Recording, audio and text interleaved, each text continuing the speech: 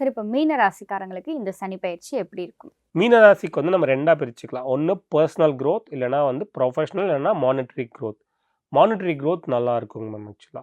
பெரிய பெரிய விஷயங்கள் நடக்கும். அதாவது வீடு கட்டணும் ஆசைப்பட்டாங்கன்னா வீடு கட்டிடலாம். இல்ல ஏதாவது உயர் பதவி போகணும்னு நெனைச்சாங்கன்னா அதுவும் நடந்துரும்.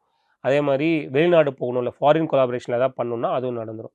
அப்போ என்ன ஆகும்னா, பெர்சனலா கொஞ்சம் அ அப்படி இப்படின்னு இருக்கும். அதனால இவங்க பெர்சனலா பேசுற ஒவ்வொரு வார்த்தையும் யோசிச்சு, யோசிச்சு பேசணும். ஒரு தடவைக்கு 2 தடவைக்கு யோசிச்சு பேசணும். ஏன்னா இவங்க நல்லதுன்னு நெனச்சு சொன்னா கூட, இவங்க ஆப்போசிட்ல அது இன்க்ளூடிங் மனைவி, குழந்தைங்க எல்லாத்துக்குமே என்ன தோணும்னா, அவர் திட்டிட்டாரு அப்படின்ற மாரி தோணும். இல்ல இவர் வந்து நான் வெளியூர்லாம் போமாட்டேன். நான் வீட்டுக்குள்ளேயே இருப்பேன் அப்படின்னா, 2மே வந்து பேலன்ஸ் பண்ணி போறது வந்து குதிரை கொம்பாயிரும். ஸோ கடந்து போறதுக்கு ட்ரை பண்ணும். ஸோ முடிஞ்ச அளவுக்கு உங்களுக்கு வந்து வெளிநாடு வாய்ப்பு வருது, இல்லன்னா வெளியூர் வாய்ப்பு வருது. அத எடுத்துக்கோங்க. பட் ஏதாவது ஒண்ணுல ஃபோக்கஸ் பண்ணி அச்சீவ் பண்ணிடுங்க. ஒரு சாக்ரிஃபைஸ் பண்ணிட்டு. அடுத்தது வந்து அடுத்த பயிற்சியில பார்த்துக்கலாம். ஸோ இந்த கடந்து போக ட்ரை பண்ணுங்க. அந்த கடந்து போறதுலயும் பெட்டரா கடந்து போறது வந்து கொஞ்சம் வீட்ல இருந்து தள்ளி இருக்கிறது. இல்லன்னா நைட் ஷிஃப்ட் போறது. இந்த மாரி விஷயங்கள் வந்து கிடைச்சதுன்னா, நீங்க கொஞ்சம் பிளெஸ்ட்.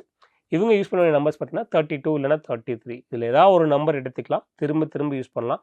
இவங்க முயற்சியோட சேர்த்து இந்த நம்பரும் உங்களுக்கு ஹெல்ப் பண்ணும்.